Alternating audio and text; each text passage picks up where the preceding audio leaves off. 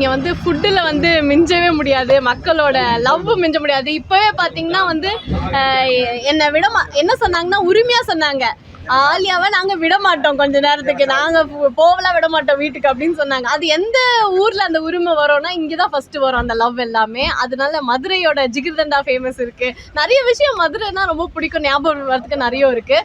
And Madurai வர்றதுனாலே இப்போ மற்ற ஊரில் போவோம், பட் மதுரை வர்றதுனா ஒரு ஸ்பெஷல் ஹாப்பினஸ் எப்பவுமே இருக்கும். சினிமாவில் நடிக்கிறதுக்கு வாய்ப்புகள் வந்திருக்குதா? சினிமா ஆல்வேஸ் வாய்ப்பு வரும் தான். பட் நம்ம வந்து என்ன நினைக்கிறோன்னா சீரியல்ன்னும் போது எல்லாரும் வீட்டுக்கும் நான் வந்து டான்னு கரெக்டாக 9 o'clock அப்படி வந்துடுவேனா, அது மாதிரி சினிமானா நீங்கள் தான் என்னை வந்து படத்தில் பார்க்கணும் தேட்டரில் வந்து. ஆனால் இது நான் உங்களை வீடு தேடி வந்துடுவேன்ல, உங்களுக்கு எந்த சிரமமும் இல்லாமல். அதுக்காக எனக்கு இது ரொம்ப பிடிச்சிருக்கு. ஃபேமஸை விட உங்களுக்கு உங்கள் எல்லாருக்கும் இன்னும் மனசில் க்ளோஸாக நான் நினைப்பேன், மனசில் இருப்பேன் அப்படின்னா இதுதான் சின்ன திரை தான் எனக்கு தோணுது. ஸோ நான் இங்கே இருக்க ரொம்ப ஆசைப்படுறேன். நடிகர் விஜய் கட்சி ஆரம்பிச்சிருக்கிறாரு. கண்டிப்பா நான் ஓட்டு போடுவேன்.